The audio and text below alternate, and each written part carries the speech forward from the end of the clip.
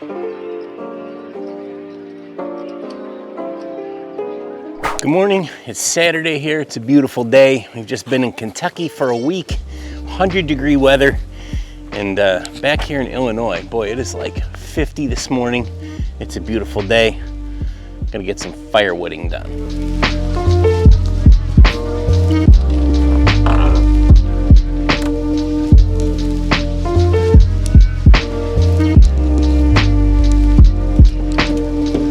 Well, it is an absolute mess in my little firewood shed here. Time to clean up a little.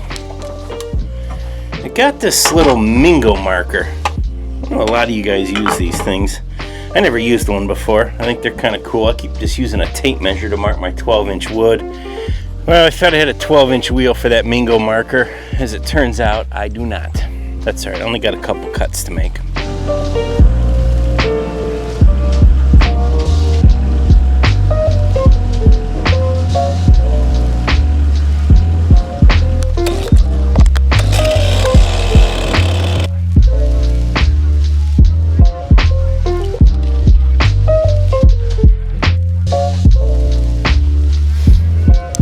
I know. No eye protection, no ear protection, no chaps, no gloves, hiking boots. The rollover bar's down on my tractor. It's probably gonna start itself and roll over on top of me too. It's all right. 5 cuts. We survived.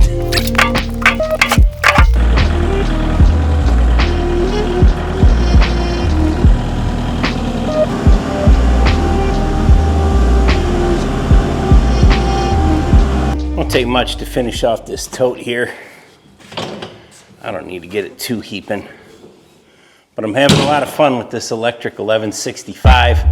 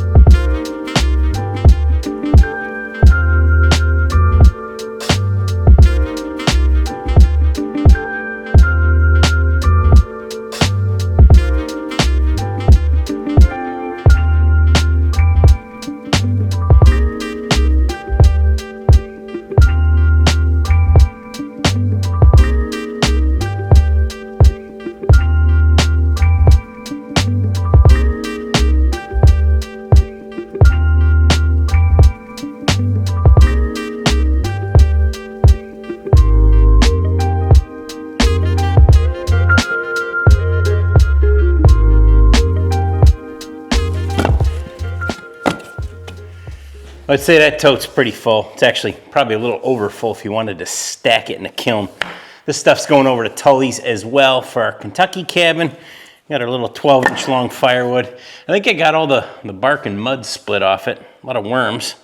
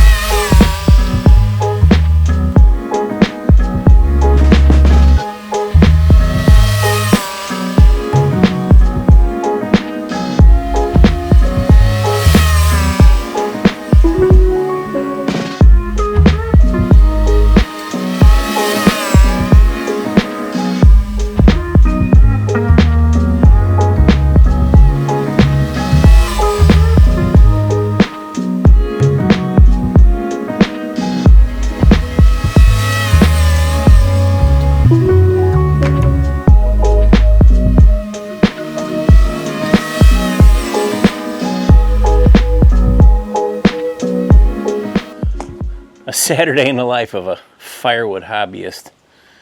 It's about 1 of 5 acres I have to mow, so I won't subject you guys to that. It's 8:23 in the morning right now, but with this big Ferris mower, it's less than 2 hours, hour and a half, hour and 45 minutes to mow it all. It's really quick. This title kind of reminds me of Wrangler Star. I haven't watched that guy's channel regularly in years, but he refers to himself as a professional homeowner, or pro-ho for short, which is usually what I call my wife. Well, the grass is cut. It's about 10 o'clock now. I'm not sure where we left off, but I've got to get some of this wood moved out of here, pick a few things up. I've got a modification to the mower I'm kind of excited about. It's for guys with bad knees. But I think first, I'm going to go get a cup of coffee. I had to lock Tweedledoo and Tweedledee in their pen so I can mow back there without them running away. Right, dummies? You run away? One is worse than the other. Be free. That's what they're really after.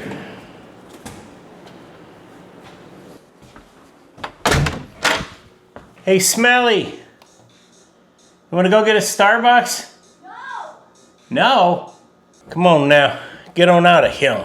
Get out of here! Let's get you dressed. Where's Mom? It's time for the percolator. She's at volleyball with Georgia. Let's go get in Dad's truck.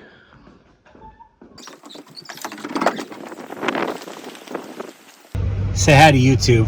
Hi, YouTube. This is London, our domestic terrorist. How's your drink?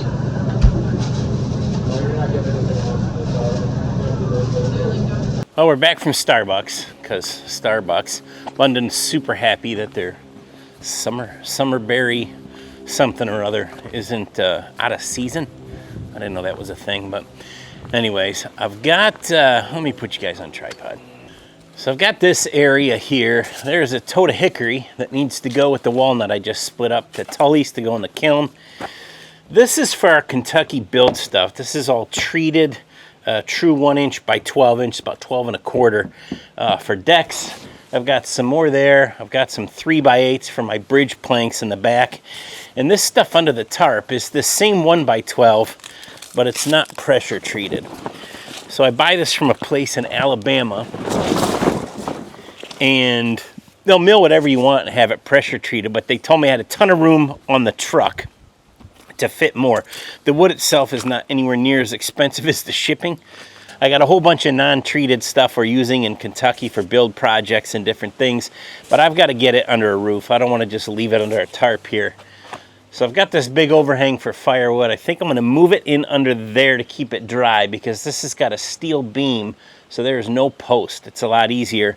And in that, what we call the animal barn down there, I've got another lean-to I can put the firewood and stuff in, keep it dry, but it's got posts real close together. It'll be much easier for the totes. Anyways, enough talking. Let's get the forklift out.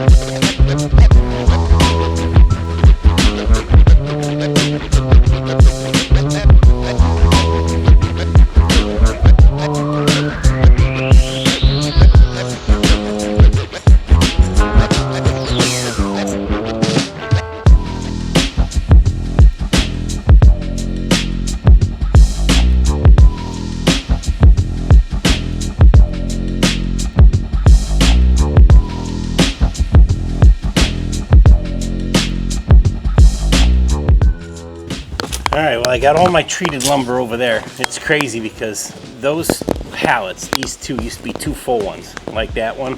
And when we unloaded them with Tully's telehandler, and we unloaded that full one on top of that in one. One of the straps busted off. But I got the non-treated stuff back in here under the overhang, so that'll be good. Stay nice and dry and good till we're done using it. And I left my one tote that doesn't have anything in it just so I can throw job scraps in there. I've got these two here. I'm going to run them down into the other barn just to kind of keep them dry and out of the way. And then this load of hickory and the walnut I just finished, I'm going to get those on the dump trailer and we'll run down to Tully's to put those in the kiln.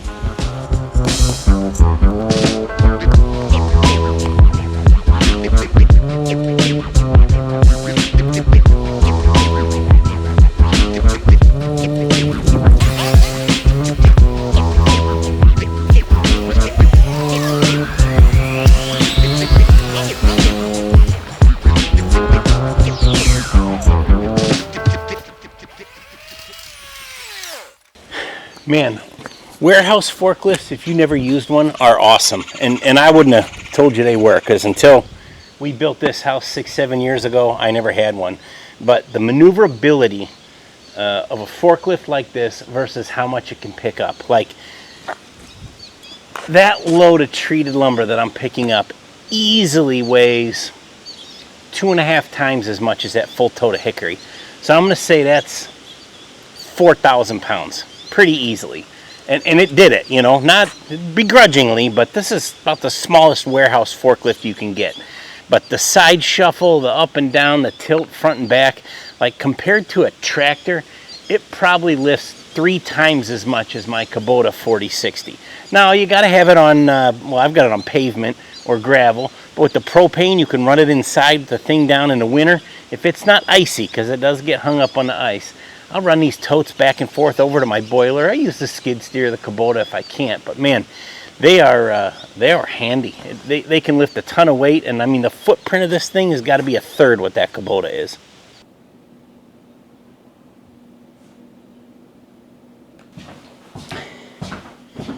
My wife would be absolutely beside herself if she knew I was filming in here with all this stuff on the countertop, so just don't tell her. But I know a lot of you guys can relate as well.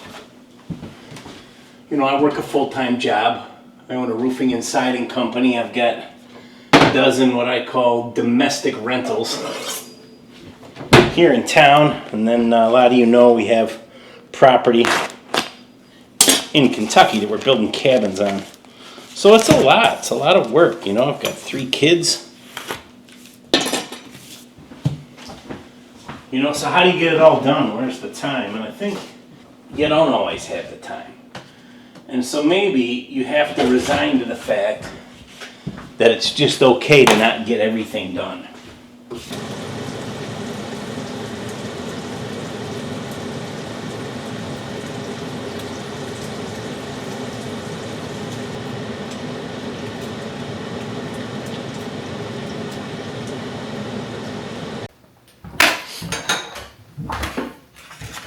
Tonight, for instance, probably going out for another steak. It's my daughter's 18th birthday celebration, and also my uncle's. Today is actually his birthday. It's going to probably cut into some of the time, but well worth it.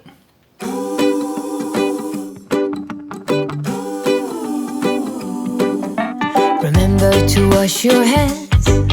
Remember to wash your hands. Every time you've been around playing with friends, remember to wash your hands. Remember to wash with soap. Remember to wash with soap. This is a very large bracket of sorts to mount my big still leaf blower. Sure I'm doing this. I gotta get a knife for this. To my zero-turn mower, so you can drive the mower with one hand and blow your driveway off. That'll be a big help. I want to get this put on the mower, but my wife said she'd be back between 12 and 4. That's kind of my window to get these totes loaded up and drive them to Tully's. He's about 35-40 minutes south of me, so by the time I load them, drive there, unload, drive back, might be time to get ready for us to head out. So I'm going to let this sit for now. Let's get the dump trailer on. Man, I have to get this pile split and put up for the winter. That is more than enough to finish off my boiler wood for the year, but I got a lot of years on this pile. I know I talked about it before. It just needs to get put out of its misery. Got that big dead oak over there as well. I need to cut down. That'll probably be next year's firewood. And another one starting right here. I don't know if you guys can see it.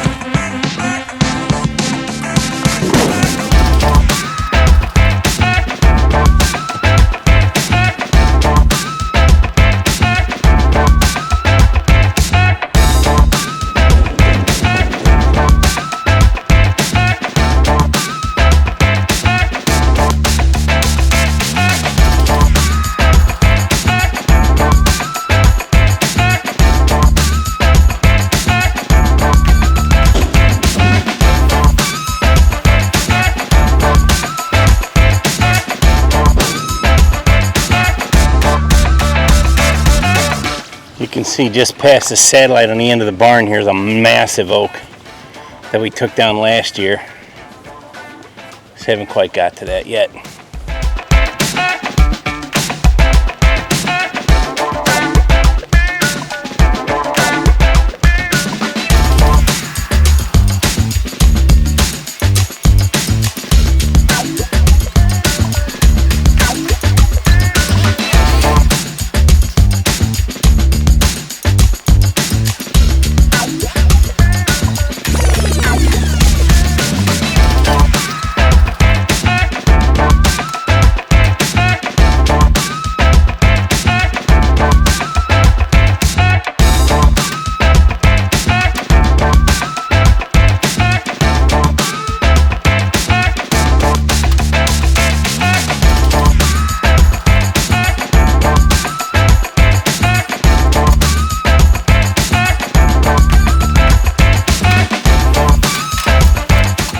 Well, that ought to be just about right for this little trailer. I don't like just driving these things down the road wide open, especially with these low sides. I'll put this net on. I don't know if it's the best solution, but it's a solution. We'll see how it works. Probably throw a strap on these, and as soon as the wife gets home, we'll head this down to Tully's so it can go in a kiln.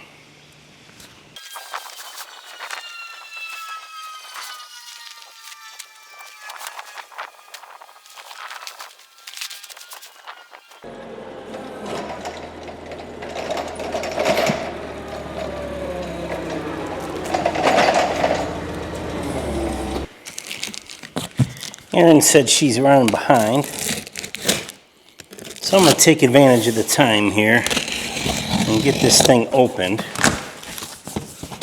Pretty sure this is what I think it is. Nope, not what I thought it was. I thought this was the bracket for my ROPS for holding up the leaf blower, but it's some bar stools for our Kentucky property for the outside patio. False alarm. There's a new banner. Oh, this is big.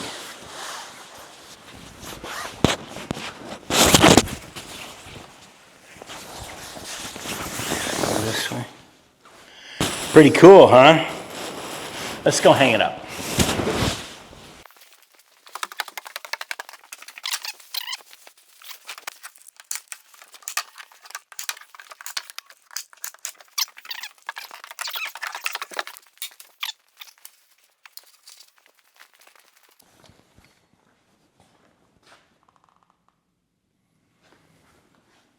Erin just called me and said she's running a little late, so it'll be a little while till I could get this. And I thought, man, I'm really gonna get pressed for time to get this stuff over to Tully's and get back. And then she said, hello, dinner's tomorrow.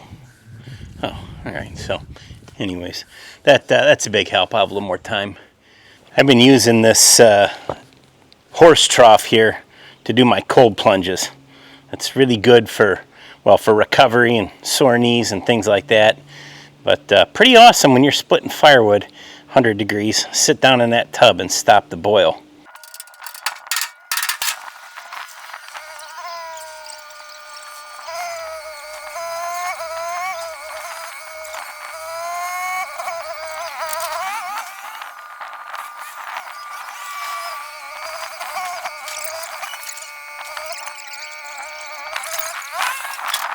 All done at Tully's, and my buddy Brad called me. He got me a snowplow for this truck. So I've got this little Colorado. I want to plow my rentals. I sold my big plow truck, blah, blah, blah, blah, blah. So I was looking into new ones, and he said, hey, my cousin has a plow dealership in Wisconsin. They sell these, I think it's a Fisher that's the same as a Western. That's what I was looking at. And his cousin actually took a used one in on trade that's like 2 years old, fits my truck. It was just a great deal. It was like half price. So anyways, he lives halfway between Tully and my house, which is only about 20 minutes from my house. But he said, drop your trailer off, I'll load it in. And he works right down the street from my house. He's like, I'll drop it off and I'll come to work on Monday. So we're going to go to his house, drop off this trailer, grab the small stuff in the back of the truck, and then we'll head back to my house. All right, so I'm here at Brad's. This is the plow I got. I think this will work real well. I'm going to get this trailer off and grab what I can, and he'll throw the rest in the plow and bring it with him.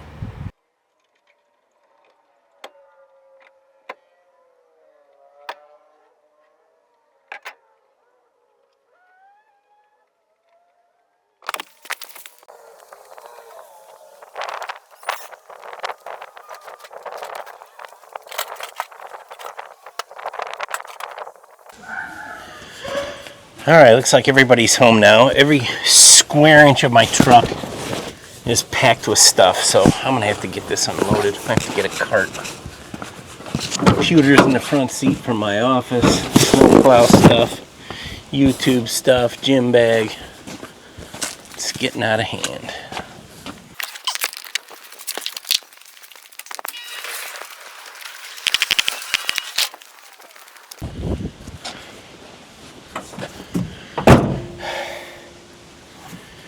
Okay, well, it's about 4 o'clock now.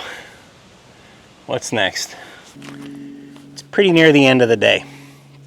I am running out of steam, I'm running out of time, and soon I'll be running out of daylight. So that brings me to the elephant in the room.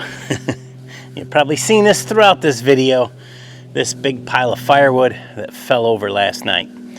So we stacked this, and I was like, maybe 6 of one, half dozen of the other. It's kind of leaning out.